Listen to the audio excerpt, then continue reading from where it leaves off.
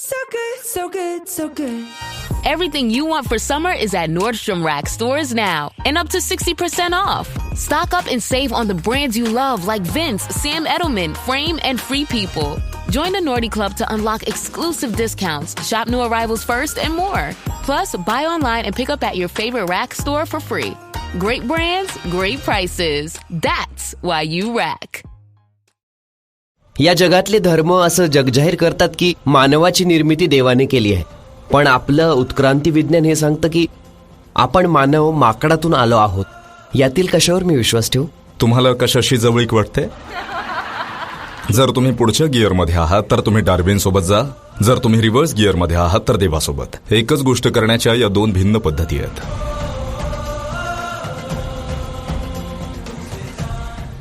सद्गुरू, मी एक विज्ञान शाखेचा विद्यार्थी आहे.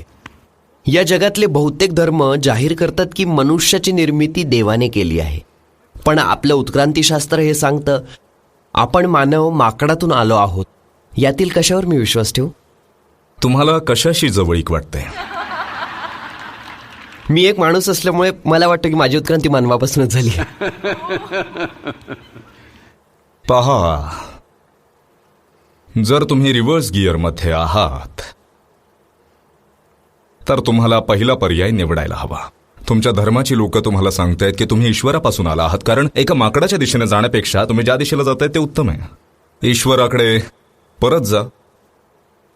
पण जर अजून विकसित होण्याचा बेत आखलाय तर तुम्ही डार्विन सोबत जाणं बरं असेल, कारण तुमच्यात अजून प्रगत व्हायला वाव आहे की तुमची पूर्ण उत्क्रांती आधीच झाली आहे?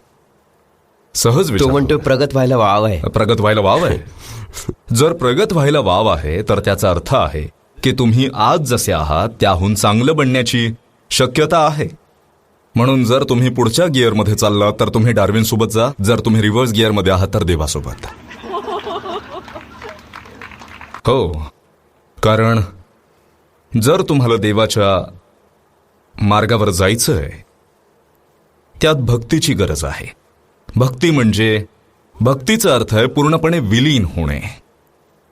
तुम्हाला तुमचं जे आराध्य आहे त्याच्या भक्तीत विलीन होऊन जायला हवं. जे काही तुमचं आराध्य असेल त्यात विरून जायचंय तुम्हाला. तर एका दृष्टीने पाहिलं तर हे स्वतःला लहान, आणखी लहान, आणखी लहान, आणखी लहान बनवण्यासारखं आहे आणि मग शेवटी काही नसण्याचा मार्ग. तो जगण्याचा एक अद्भुत मार्ग आहे. हे ऐकायला चांगलं वाटत नाही जेव्हा तुम्ही लहान, आणखी लहान व्हा अशा भाषेत बोलता. नाही, जेव्हा तुम्ही खरोखर विलीन होता तुम्ही असीमित सुद्धा होऊन जाता.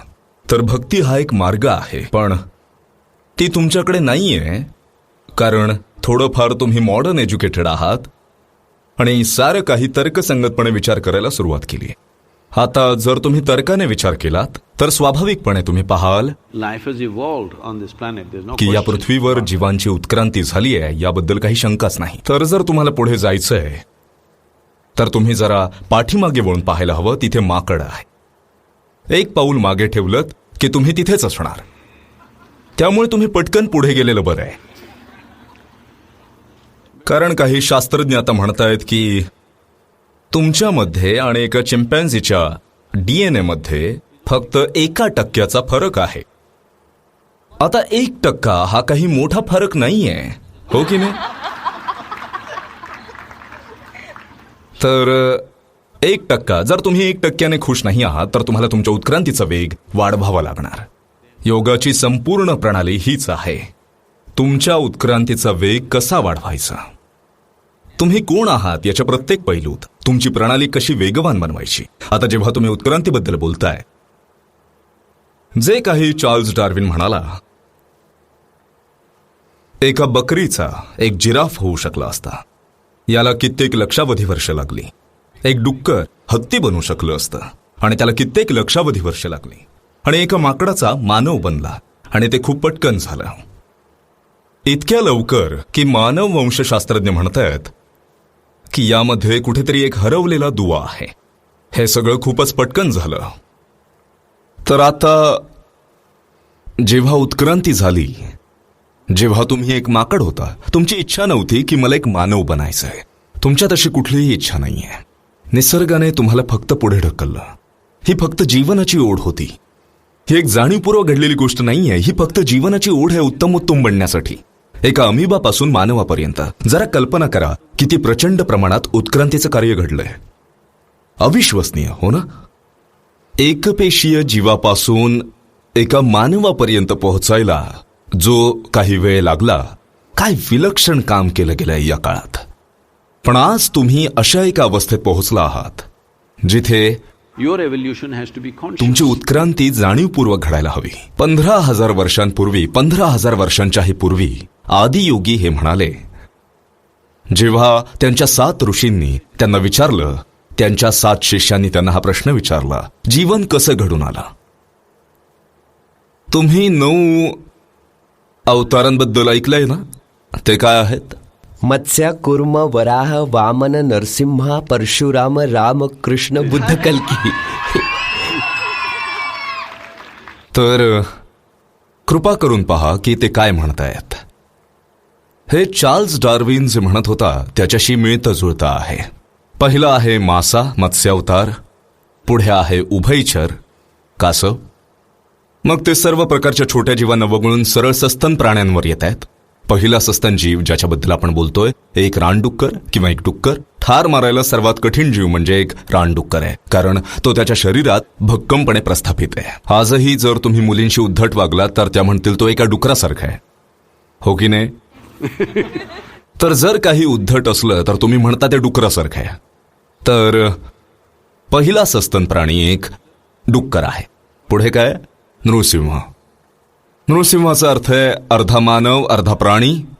पुढचा आहे वामन, त्याचा अर्थ आहे एक बुटका मानव. पुढचा आहे परशुराम, एक संपूर्ण मानव पण अतिशय उग्र, अनियंत्रित आणि शीघ्रकोपी.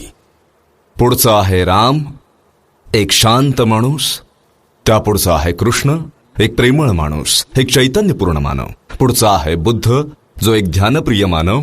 त्यापुढचं एक गूढ मानव असणार. हे या वैयक्तिक लोकांबद्दल नाहीये. या महापुरुषांना फक्त एक मैलाचा दगड म्हणून वापरलं जात आहे. हे जीवसृष्टीच्या प्रगतीचं स्वरूप आहे. अनेक प्रकारे हे डार्विनच्या उत्क्रांतीच्या सिद्धांताशी मिळतं जुळतं आहे.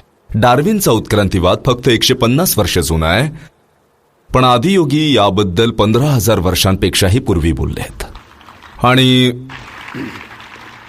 आणि मग स्वाभाविकपणे पुढचा प्रश्न हा आहे, आपली आणखीन उत्क्रांती होऊ शकते का? कारण आता तुम्हाला असं वाटतं की जेव्हा तुम्हाला तुमच्या परीक्षेसाठी अभ्यास करायचा आहे, तुम्हाला वाटतं की आणखी जरा जास्त मेंदू असायला हवा होता.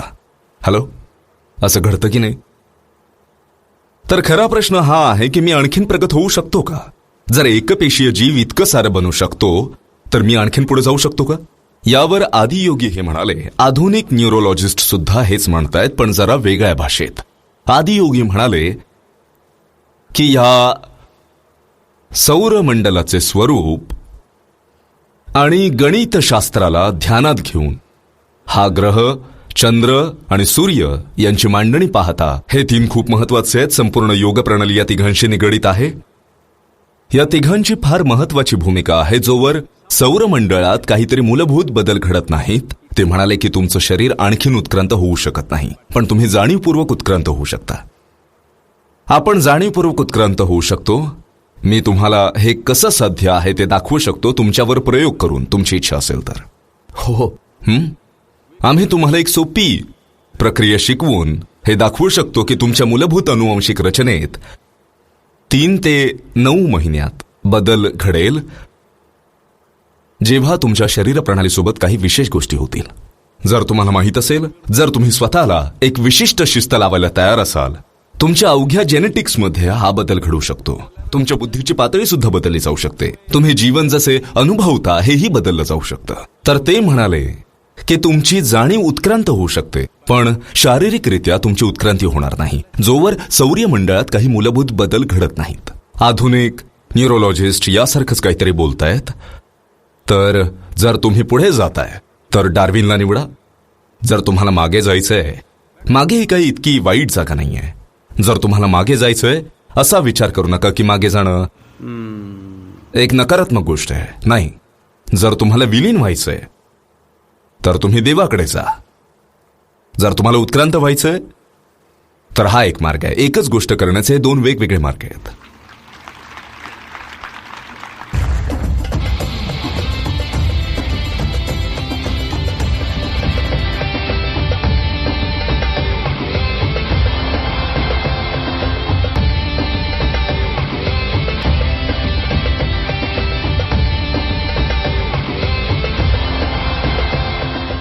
right window treatments change everything. Your sleep, your privacy, the way every room looks and feels. At Blinds.com, we've spent 30 years making it surprisingly simple to get exactly what your home needs. We've covered over 25 million windows and have 50,000 five-star reviews to prove we deliver. Whether you DIY it or want a pro to handle everything from measure to install, we have you covered. Real design professionals, free samples, zero pressure. Right now, get up to 45% off with minimum purchase, plus get a free professional measure at Blinds.com. Rules and restrictions apply.